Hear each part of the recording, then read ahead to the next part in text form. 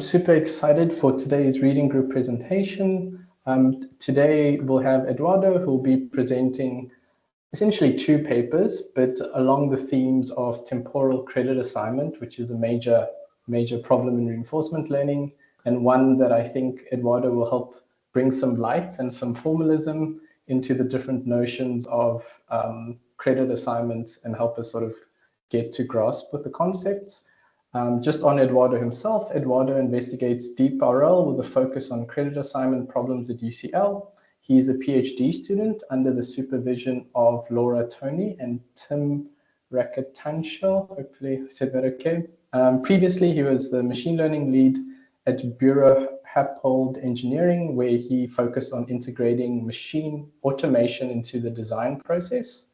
He was also a research assistant at the Department of Bioengineering at Imperial College London, where he developed a surrogate model for the electropsychology of the heart to prevent cardiac arrhythmias.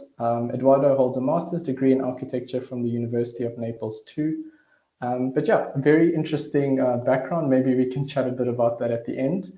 But I think I will hand over to Eduardo so he can present and talk about temporal credit assignment and his work in that area. Thanks very much, Caleb. What's good pronunciation, by the way? Thanks. I hope this sheds a bit of light on the credit assignment problem today. Sorry, let me just try go full screen. Can you see my screen? Yes, looks good. Okay. Thanks very much for the introduction. And okay, so we're talking about the credit assignment problem in reinforcement learning today. Deep reinforcement learning, trying to understand where we are and where we would like to go, pretty much. A very brief intro because you've done it already. So I'm a PhD at UCL in the last group. So Laura Tony is my supervisor, and the group focuses on reinforcement learning and graphs mostly. So I am the reinforcement learning parts. And before that, I have a Master of Science in Architecture. I've never been really an architect, really. I used to do generative models for building design, so architecture, acoustic, and structures, using genetic algorithms at that time. And I can skip the rest because you know about it already. What's on today? So two main things, as Caleb said already. The first one is a survey that we published at the beginning of this year on the credit assignment problem in reinforcement learning. And the second one is let's try to understand how a solution can look like to the problem. So we first try to understand the problem, and then we start looking at a solution. I'll be very brief on the solution because I think the attention span will have dropped very much after the problem because we're going to go a bit very abstract. So sorry for that. Right, so let's start with the survey on the credit assignment problem.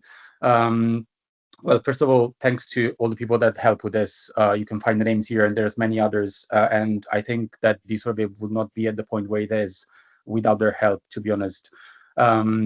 But let's try to understand why we started the survey.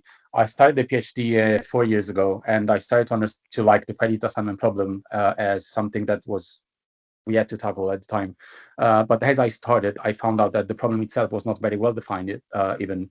And the credit assignment problem, though, has a long history. So in 1961, Minsky started to talk about the credit assignment problem first, and he labeled it with this phrase, which is to distribute the credit of success among the multitude of decisions involved in a decision process.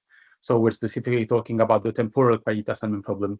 So the problem of giving credit to decisions rather than like part of a neural network, for example, which has a different problem, even though it's very similar.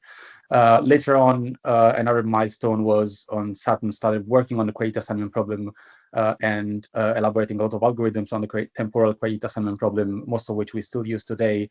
And after Sutton, there has been many studies on the credit assignment problem, really, and the trend is still growing. So there is pretty much, it's a very crowded place. After that, so today, where we are at is with a big crowd of works on the credit assignment problem in deep reinforcement learning, but yet I found out that we're not sure we agree very much on what exactly the credit assignment problem is formally, and if we're solving the same problem or if we're not solving the same problem. So in short, there is very little discussion on its mathematical nature, or rather, again, this discussion is uncoordinated. So there is a lot of discussion, but there is no like central critic where we can refer to with the discussion. And also, I always try to understand if we are actually solving the same problem, because the first step to solve the problem itself is defining it. So to be very clear, we're going to talk about three things today. The first one is, let's try to define what the credit of an action is and how we can quantify that credit, how it's different from an action value. We always talk about action value, if there are many forms of credit or if there is only one. And in relation to this, what does the credit assignment problem becomes? And once we understood what this quantity is, let's try to understand how we can learn this quantity from experience. So what are the main methods, if there is any pattern in these methods that we can leverage to do better in the future. There is also another part in the survey, which is about how do we evaluate a method? So how do we tell how good this method is doing for the credit assignment problem, and how can we monitor advancements? We're not going to talk about that one in here, but instead I'll replace that with one example of a solution of a method to create a assignment problem, which is Calm, which we just published at an HTML workshop. It's just a preliminary work, pretty much. So that's pretty much the recipe for today, and that's just a mind map if you want to stamp that, imprint that in your mind to move forward. So let's start with the first one, the problem of quantifying the credit. I will assume that there is this structure throughout the entire presentation. So I'll assume that we are familiar with MVPs in general, but please, like, if anything I'm saying like is not very clear, or like I'm assuming something that I should not assume, like stop me before I end the presentation so I can explain it during the presentation, because maybe if it's not clear for you, it might not be clear for a lot of you. So that might be like a very strong point in the presentation to avoid. So I'm starting with this assumption that in the decision promise there's going to be a primary reward. This reward is an external reward. We cannot do anything about it. We can't change it. We can't modify it. It's independent from us. This is going to be clear later, but let's say it's function of the future. So it's usually happening at some point in the future. And there is a secondary reward. This reward is acquired instead. So it depends on us. It depends on the decision maker or the agent in deep reinforcement learning. And it's usually acquired and it's learned from experience. And it's a function of the present instead. So it's something that looks at the present and tells us something about the future. And this is this secondary reward that we usually refer as credit, but in a very informal way. So let's just visualize it very quickly. This is a very simplified example. It's a very abstract MVP where X are the state, the X number, the letter X is denotes a state, the letter A denotes an action, and these two squares at the end denote some kind of goals. And let's assume that we want to reach let's say the red square in this case. In this specific case, in this specific MVP, the first action is going to be the one that makes the biggest difference.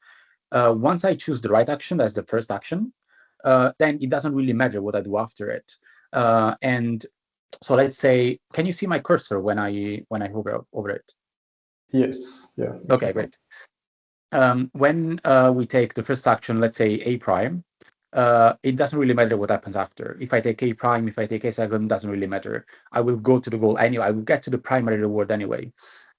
So this tells us that the first action is actually fundamental for it, while the rest of the actions are not fundamental. And if I ask some of you, I think I've done this in the past, and most of the time it happens that somebody tells me, oh, the credit of these actions is 0. Somebody tells me the credit of these actions is equal. But depending on what we're actually talking about, the actual value of it might be different. And that's what we're talking about today.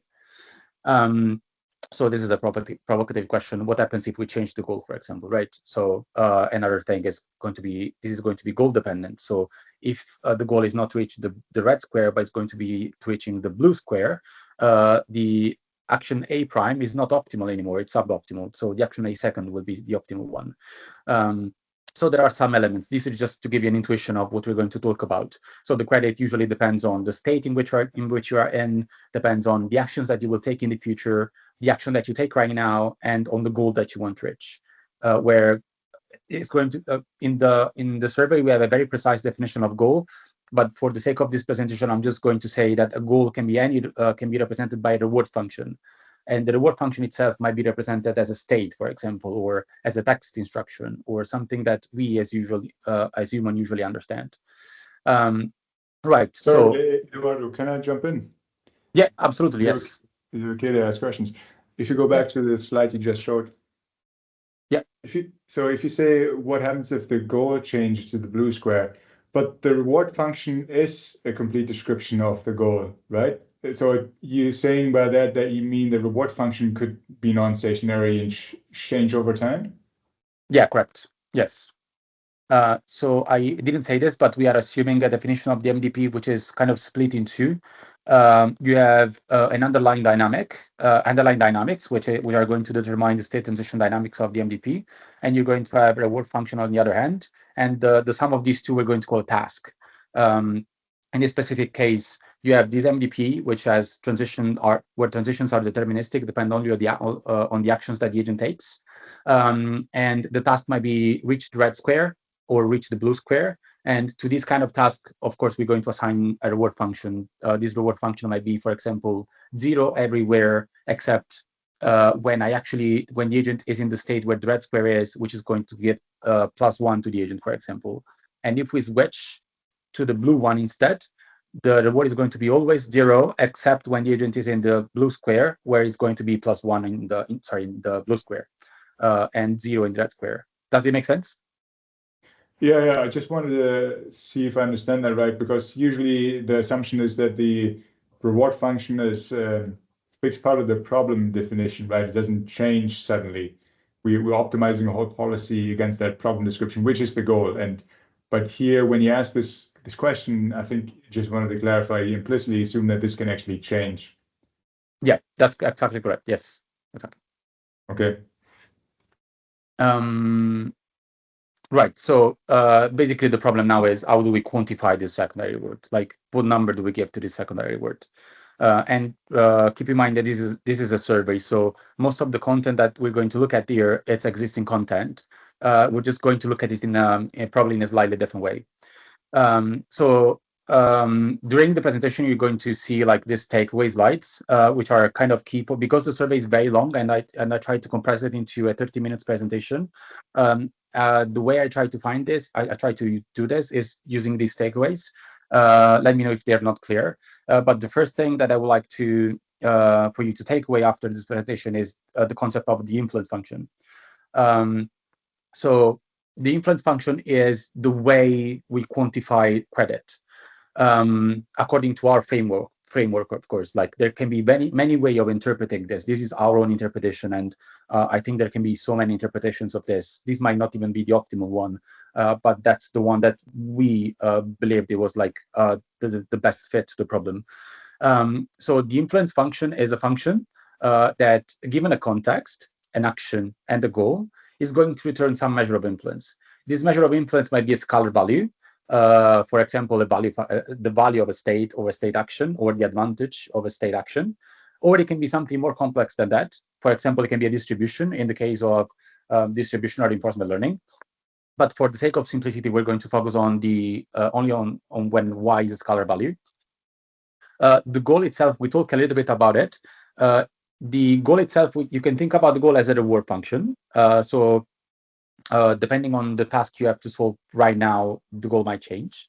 And there is a bit of difference between that and how do we actually represent a goal analytically, computationally.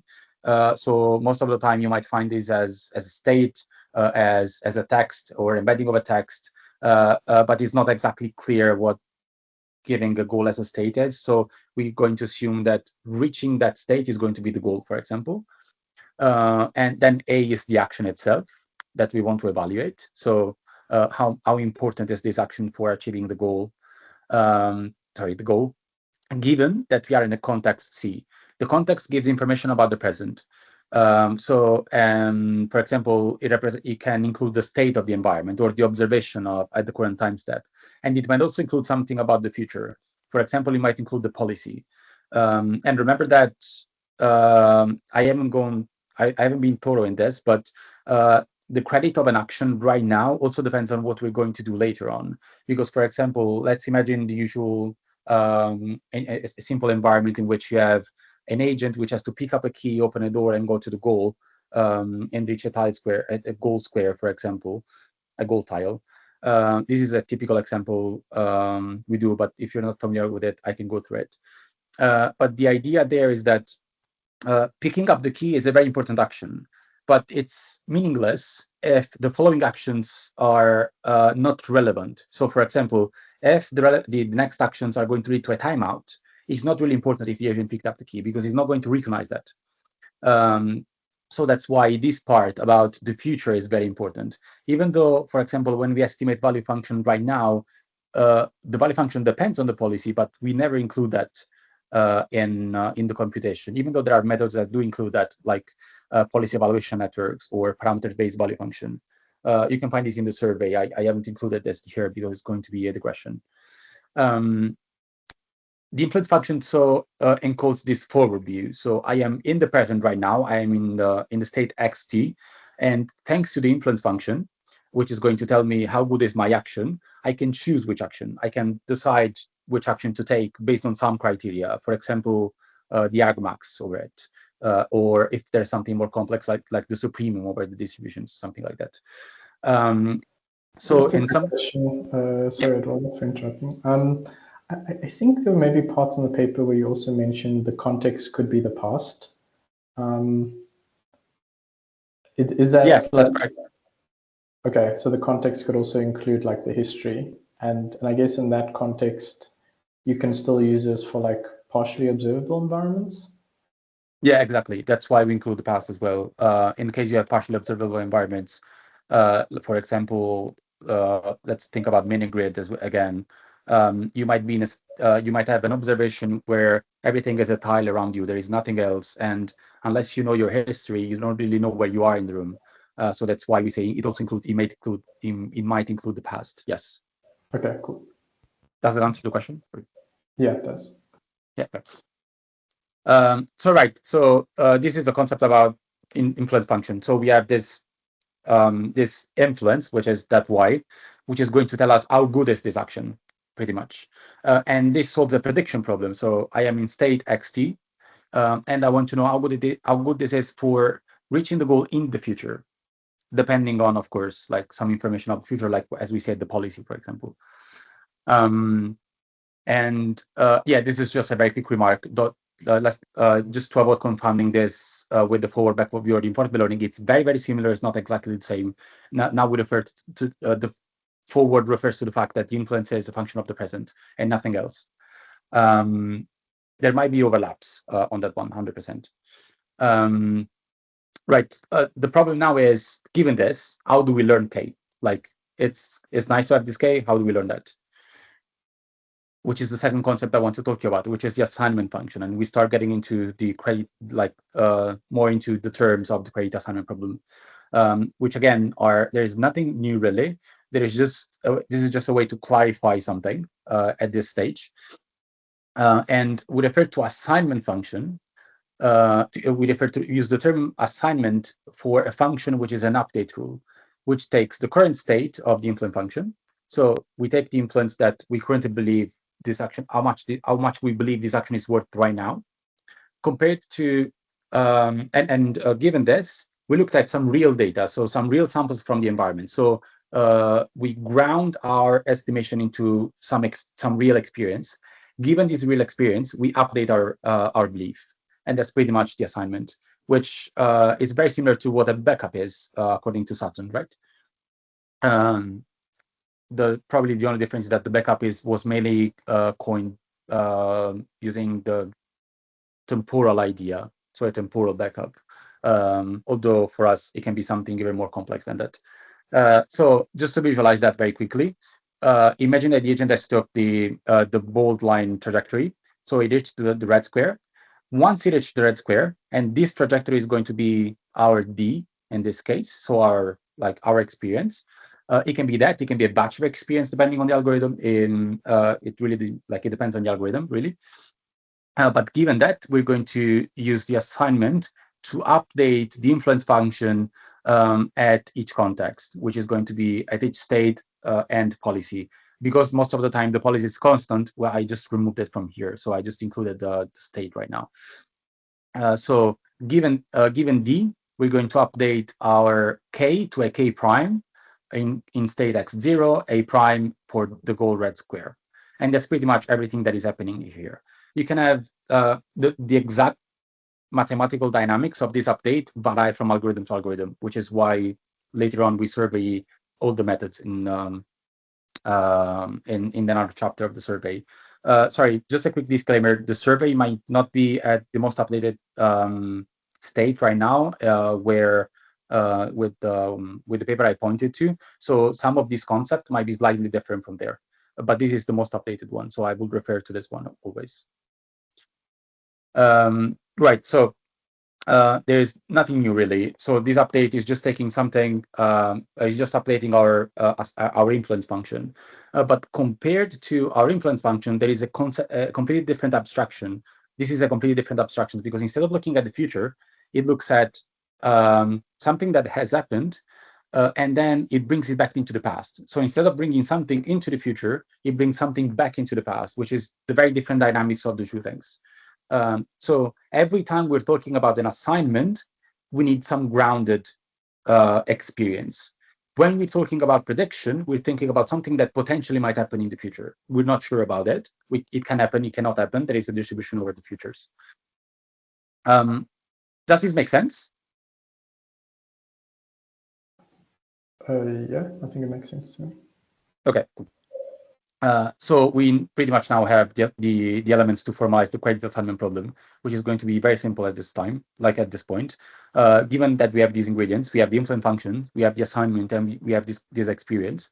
We refer to the credit assignment problem just as the problem of finding, given a parameterized influence function, and in very canonical settings, like, for example, model-free settings in reinforcement learning, let's say, we refer to the credit assignment problem as a problem of approximating this the true influence of the action context goal triple using this update rule iteratively. This is all very abstract, and I understand that, like,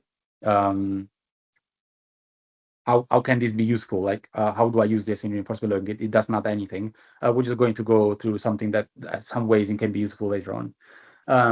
One thing I wanted to remark here is that the credit assignment problem is, in short, an evaluation problem, nothing else. So there is no improvement.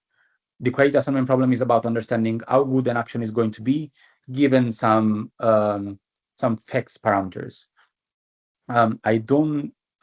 It's not the problem of it's not the control problem. It's not going to be how do I solve this MDP. It's just going to be understanding the actual problem. So how good my action can be right now. And it's not also other problems like expression, but we're going to talk about that later. Let me just check time. Okay. So why all of this? Like, why have we done all this framework? Like, why is this useful? How can we use this? Why do you spend like all these years doing that? I still ask that myself, but I kind of found a lot of insight from this at the end. So the first idea is that given the fact that we now have a generalized framework for an influence function, which includes value function, advantages function, and there is a lot of advantages functions, we're going to see it later, we can look at this and trying to understand if there is any pattern in the assignment functions, which can be useful to tell about its performance. So how better does advantage compare to value function, state value functions, for example, or state action value functions?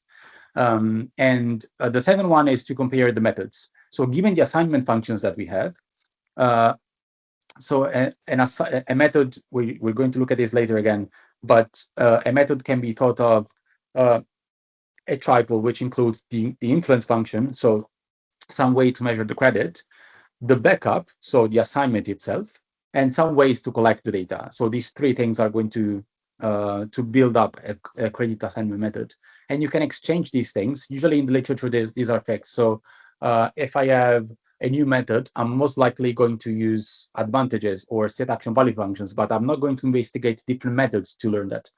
Or maybe the paper is going to be about learning the same influence function, but in a completely different way, which is more sample efficient, or it's more, it provides better generalization, for example. So this is what we can do with methods. And in general, it allows us to understand, okay, how well are we exactly doing about the credit assignment problem given some benchmarks. For example, this is the fourth concept I wanted to take you home out of this talk, which is the properties, what we would like to look for in an influence function. So what would we want an influence functions to have? So this is a quick list of some influence functions that you can find in the literature. Some of them are very known, like the state action value, the advantage, the general Q function, the distributional action value, for example. It's specified what the goal can be most of the time, or in the paper that they've been described in, what the context is. So for context, I mean the exact input to the value function. So even if the state action value function depends on the policy, most of the time we don't input that policy, so it's not part of the context. But in some others are, for example, as I said before, in policy evaluation networks, for example. Right. Some others are less known, probably, like the distributional advantage is probably less. This distributional advantage is probably less known. The hindsight advantage is probably less known. The counterfactual advantage is the same. Posterior values, same things. There is more details in the survey about all of this. I won't go into the details right now because it's going to be very tedious, and I think the attention span is going to drop a lot. But the idea is we have produced a framework which allows us to describe the multitude of value functions in one single way. And once that we have this single way, this unique way, then we can try to understand, given this, if there are properties that we would like that these functions to have. And we identified 4 properties that we would like these functions to have. The first one is explicitness. So the question at the beginning was very propaedetical to this. The goal itself must be an input of the influence function. There is many theories in reinforcement learning. One of these theories is that theories about where the reward function comes from. Some of them assume that these reward function there's mainly 2, like one that assumes that the reward function is given from the outside, and the other one where the reward function is produced by the agent itself.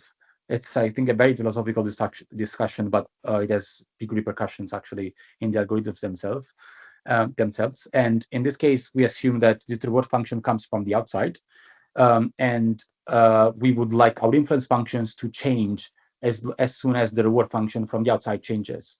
So I'll do an example of this very quickly. For example, if I want to, if I am in a state in which I have to choose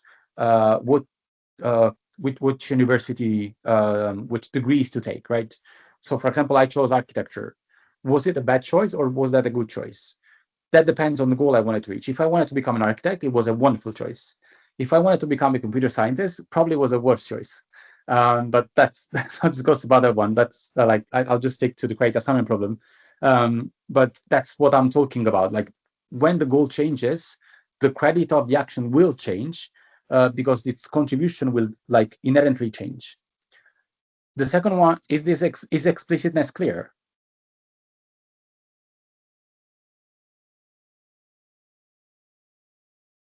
Okay, I'll take it as a yes. Or sorry, I saw some unmuting. No, it is some thumbs up, so it seems to be clear. Sorry, I have only one screen, unfortunately, in this meeting, and I can't look at both things at the same time. So if there is any question on the chat, please like say it out loud or like any reaction. Yeah. Cool, we'll do. Okay. The second one is we want this function to be future dependent. As we said before, for example, the policy is most often not included in the computation of a value function.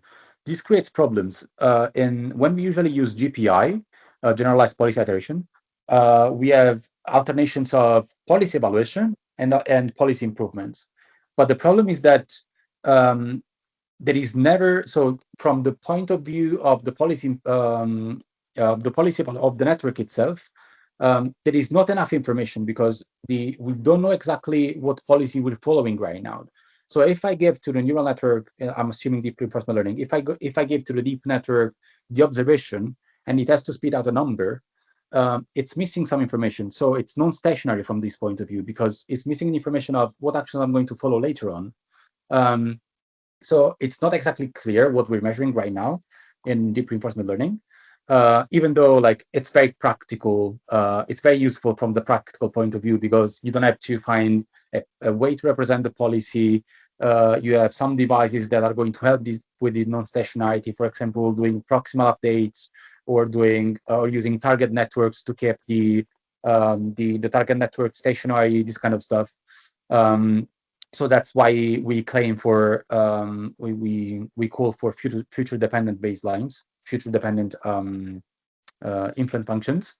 The third one is recursivity, which is nothing else than a synonym of the ability to bootstrap. And this is something extremely practical, just because most of the time, and the problems we're trying to solve are scaling and scaling and scaling. And for example, imagine trying to solve NetHack with a function that cannot bootstrap, where you have to end the episode every time. That's going to be very tedious and very problematic. And the fourth one is causality. We want the measure of influence to be reflective of the fact that that action is a cause of the goal, or among the causes of the goal itself. And this helps us disambiguate between when the action itself is a cause, or when the action just happened to be in an optimal trajectory, but it could have just been avoided, and we could have taken any other action, really. For example, you can imagine, again, mini-grid world, and you have an empty room, and the only actions you can make is just towards the goal, right? You cannot go back. It doesn't really matter what actions you take, but instead, algorithms right now tend to converge to only one or a couple of trajectories which are optimal, but they don't really know what's happening afterwards in other parts of the state space. Sorry, this is, again, was very abstract probably, but I'm just doing it for the sake of time. But if you want to know more about this, just stop me and I'm going to talk more about that one. So just to give you an idea, the same things that we have looked at, the same functions that we surveyed before in terms of what they are, we survey them again about how good they are according to this desirable properties that we would like them to have. And there is some patterns in this. For example, most of the state action value function, for example, the advantage functions, even though this can be controversial, but they definitely support bootstrapping. And when we start going into something that is always more complex, we might have more problems in supporting bootstrapping. Just I'm talking about supporting bootstrapping formally, not just in practice doing an algorithm which might converge anyway. The second one is that definitely explicitness was one thing that we thought we would we thought as something that was a pillar of credit assignment, which we didn't find in many of them. When I say explicitness, again, I talk about the fact that the goal itself, or the reward function itself, is an input of the annotate, the deep network, which is doing the estimation, which we haven't found often. And in the methods, we're going to see that when a function usually is explicit, it usually yields better performance. When a method uses an inference function which is explicit, it usually yields better performance. So that's definitely an advice or recommendation if you want to improve an algorithm. The other one is future dependent, and this can be a bit ambiguous and a bit controversial, but I'll try to make it as clear as possible.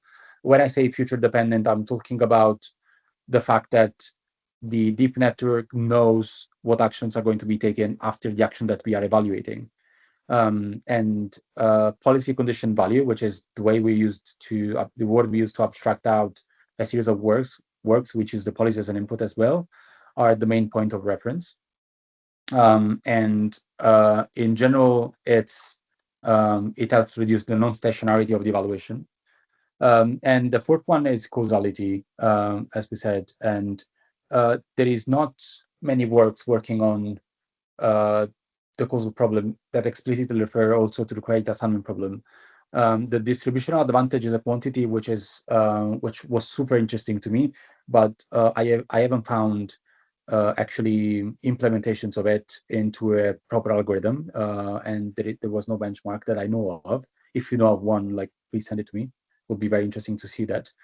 And the other one is counterfactual advantage, which actually has some elements of causality in there. And I think right now this is the best method that we actually have for doing credit assignment in model-free settings. But this is the idea that we wanted to give you with this survey. Like, there's going to be a bunch of functions which are better than others for some reason, or rather they're going to be more appropriate to some kind of problems than others. And these are, again, the 4 main takeaways. I hope they were clear. I tried to synthesize them as much as possible and as clear as possible. So what have we basically done? We have generalized value to influence, and we surveyed the existing. Why we've done that? Just to unify the existing influence functions and to have a better picture of what is happening in the world of reinforcement learning when we try to only evaluate our actions. After we've done this, we try to analyze them, and we kind of try to deduce desirable properties from them. We have also formalized the assignment function itself, which is sometimes the reciprocal of the influence function, looking at the opposite sense of the influence function according to time.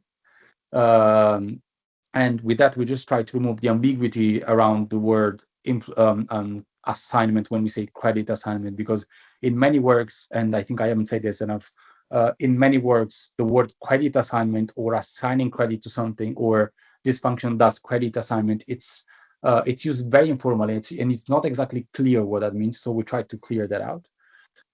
And the 5th one was just to, given all of this, to formalize the credit assignment problem according to these ones. So that's pretty much everything we've done.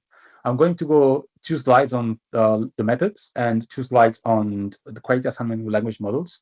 And if you have any question, like, please ask at this point and also later on. Just because I know, like, the attention might have, like, dropped at this point.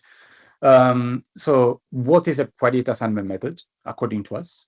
So what we believe it is. According to our framework of there, we think that a credit assignment method can be defined by a triple. This triple is an influence function K. Again, these influence functions can be a state action value function, an advantage function, a counterfactual advantage function. It can be a posterior value function. It can be many things. It has an assignment rule. This assignment rule is going to be the update rule. Sorry, the update rule, not the update rule of the policy, the update rule of the critic. So the update rule of the network that of the parameterized influence function, which is our K theta in this case, and is going to be defined by a distribution PD, which tells us how does it collect experience from data. For example, it can be a non-policy distribution for a non-policy method. It can sample uniformly from a replay buffer for off-policy methods. It can have some form of prioritization over the replay buffer. So this p theta can be many things. But in general, you take the string gradient, you choose each of these 3 ingredients, and you get the credit assignment method. And we haven't really mapped all the possibilities that we can have with this, but we definitely found that the methods that we have today do not cover all of these possibilities 100%. So there is a gap in there. So, for example, what happens if I do PPO, which right now uses lambda returns? What happens if I do PPO with counterfactual advantages, right? We don't know that. And it was not in the scope of the survey, unfortunately, but that's something I always would have liked to know. And given all of this, we decided to survey, try to serve the highest number of methods in literature that was still informative of some sort of like pattern that we could have found in the literature. And we tried to do this by dividing the methods in how they can assign credit, like the heuristics they try to use. And there is very clear heuristics, I think, in the literature. So one of these is definitely using time as a proxy for credit. So the closest the action is going to be to the primary reward temporally, so chronologically, the highest the credit is going to be, even if this action doesn't matter at all. Like even if this action is completely irrelevant, and this is one of the biggest problems that we have right now with credit assignment. The time as time contiguity class is the most used one right now in literature, like almost exclusively. And yet we're doing something which I think it's very suboptimal, which is I will make a completely random action just before reaching the goal, and our TD lambda is going to give this action a huge secondary reward just because it's so close to reaching the goal. The second one is return decomposition. Return decomposition explicitly tries to take the D, which was our trajectory, and take the return that we got at the end and decompose it to each different components to each different time step. Then we have another set of methods which is about auxiliary goals. So what happens if I have a main primary reward function, but then I formulate some other myself and I try to learn about those. And these are mostly general value functions and its generalization of UFA and universal value function approximators. And then another big trend, which I think is a milestone for credit assignment, is hindsight relabeling.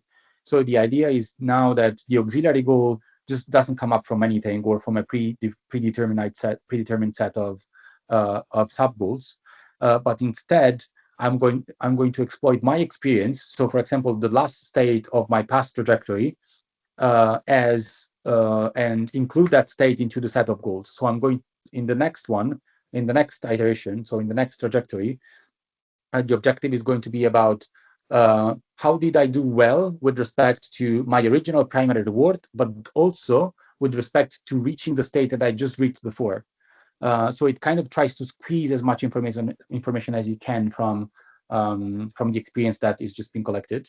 And on this wave, there are a set of other methods which we call future conditioning, which try to bring this to the extreme. And instead of looking only at the last state, for example, of the past trajectory, they will look at all the states.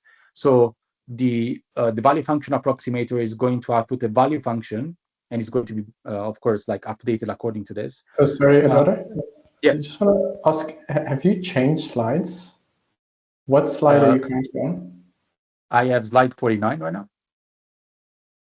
Okay, I think maybe I don't know if it's just on my side, your video and slides are still on slide 48. Oh, I'm so sorry. Let me just. No, it's on my side as well. I think you've frozen your video as well. So sorry. Is it better right now? Still frozen on my end. No, we just black screen now. Yeah, black screen for you, Eduardo. Oh, that's interesting. I haven't changed anything. So, well, what about now? It's classic Teams. Yeah. I still don't see anything. Let me try something. I'm going to off 3 seconds and try to come back in and see how that works. Otherwise, I'm going to reboot. Okay, cool. Yeah. Just give me 1 sec. Cool.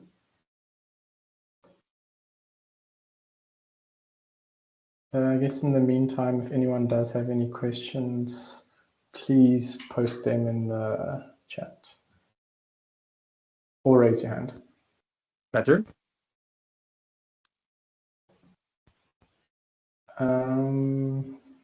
Okay, the video is working, so we can see you. Yeah, we can see your face now, but we can't see your screen.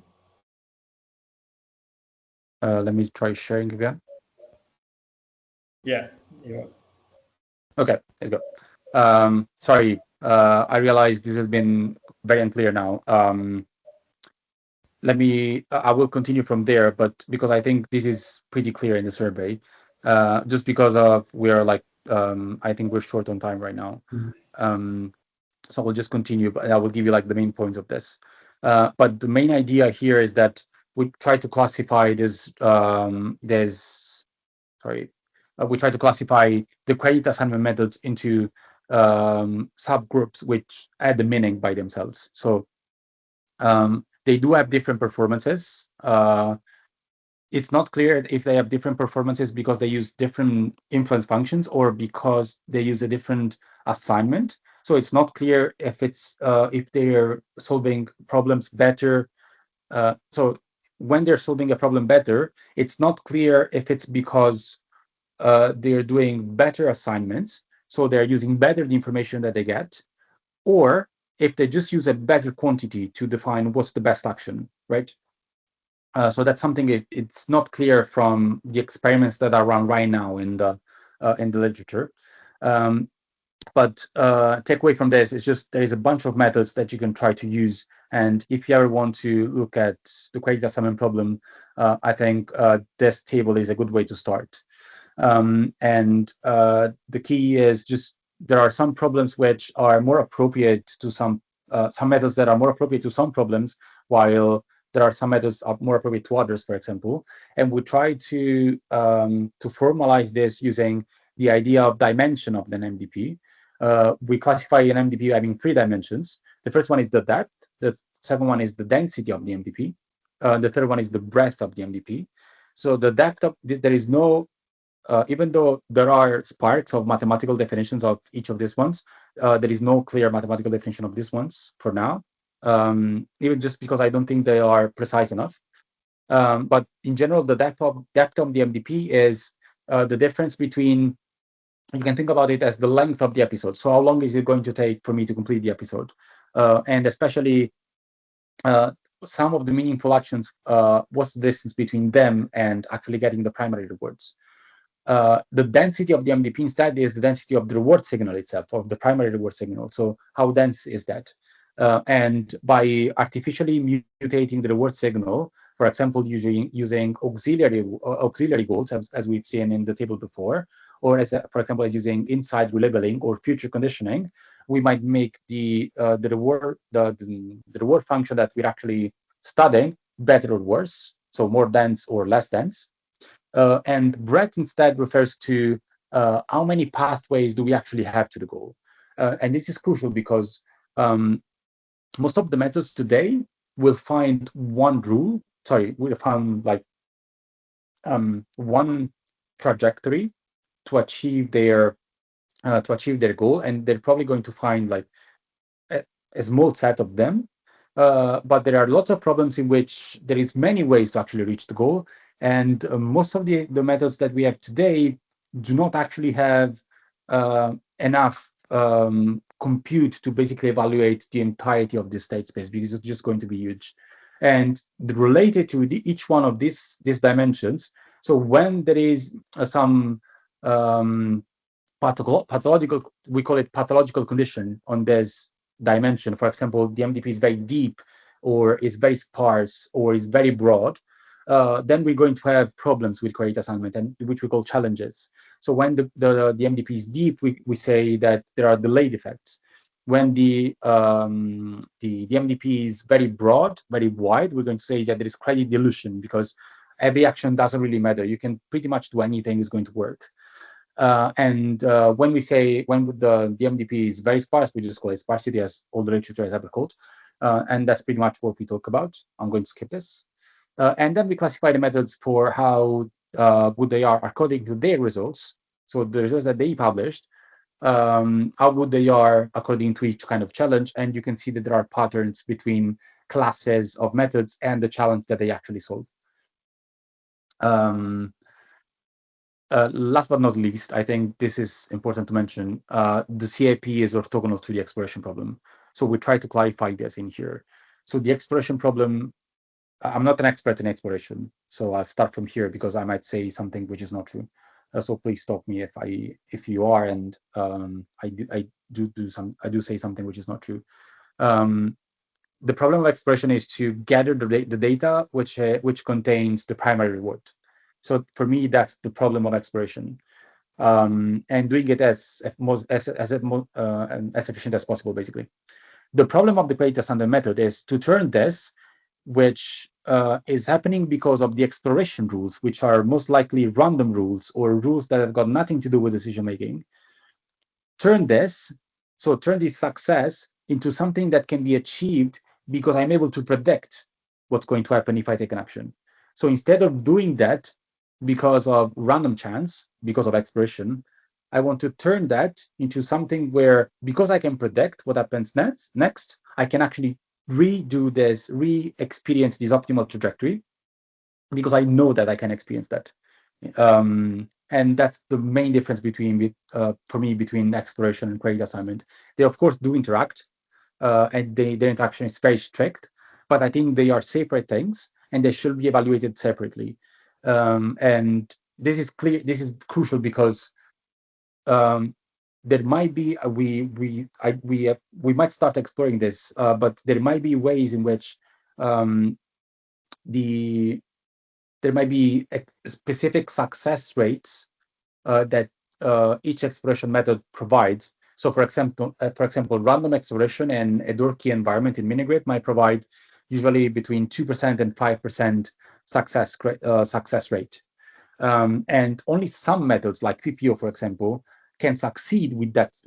Can actually improve and achieve optimality in general and converge with that success rate. But for example, DQN might not completely do it, so it might just diverge. And the 2-5% is not enough for DQN to do it. This might be due to improvement. This might be due to better evaluations. We don't know yet, but that's what we are. That's the key of this slide for me. So again, just to close, for me, the main takeaway should be that the credit assignment problem is an evaluation problem. It's not an improvement problem. It's not an expression problem. It's an evaluation problem. We just want to evaluate.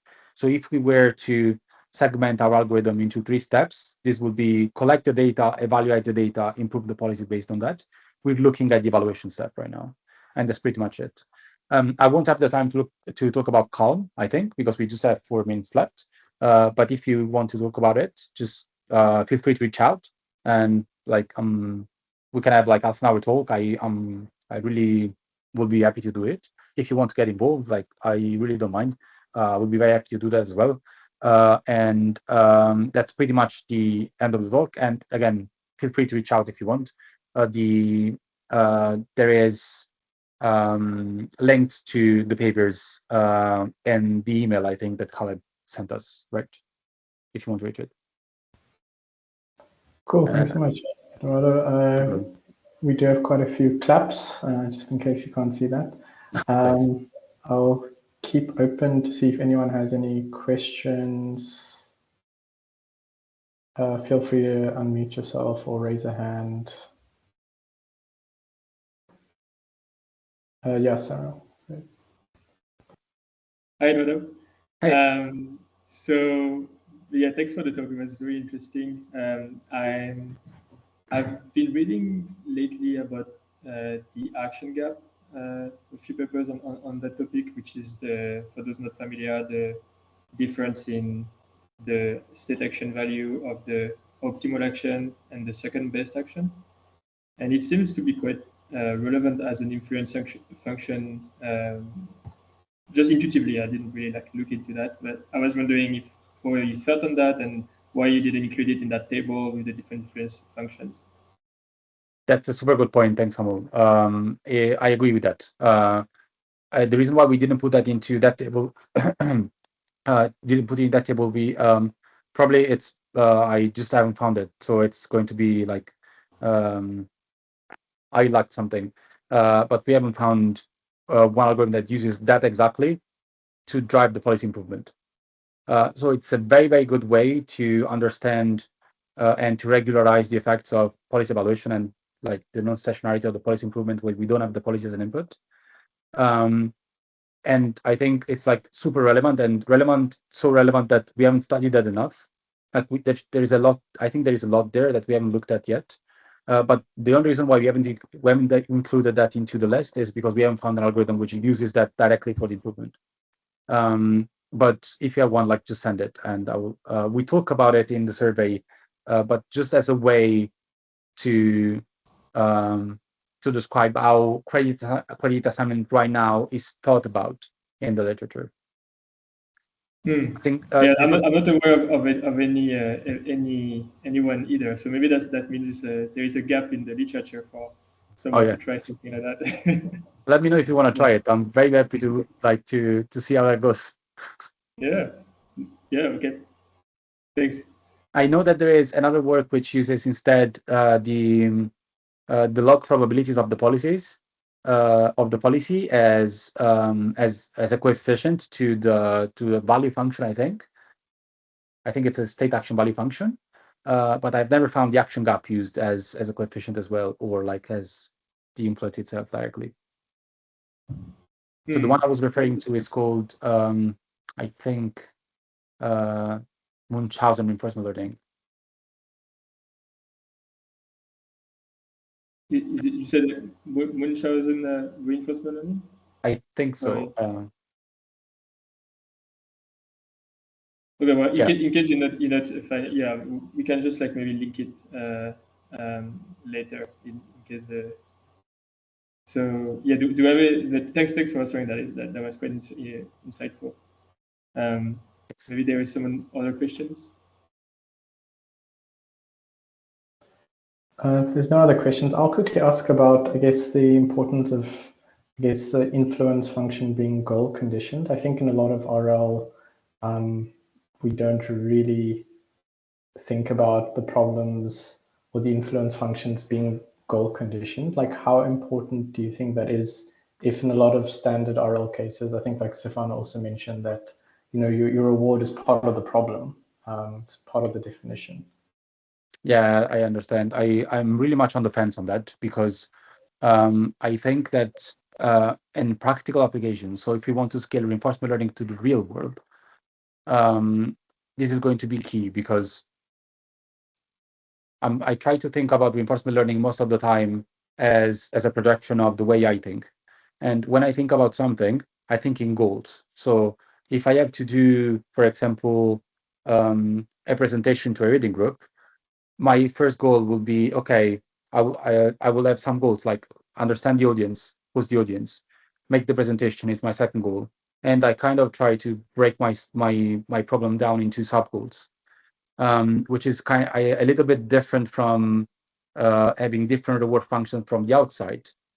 But I think that if we have an algorithm which is whose influence depends on different goals, it can generalize also when the work comes from the outside because it has no knowledge about where the goal comes from. So even if we train an algorithm about, of course, this has got like this, there is a big if here, which is about if it generalizes.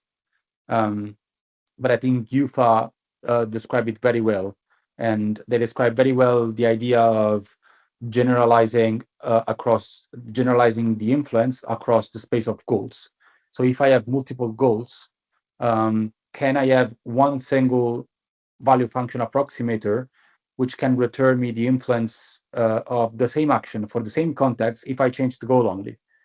And I think that's very key because when I think about NetAC, for example, I will think about. Sorry, I don't know if you're familiar with NetAC. It's just a big topic lately. And Tim is my second supervisor, so he's the one that he kind of brought it up together with others. So I'm very much into that one. But if I have to think about that one, I will think about that in subgoals. So I will think about that one in, okay, let's reach level 1.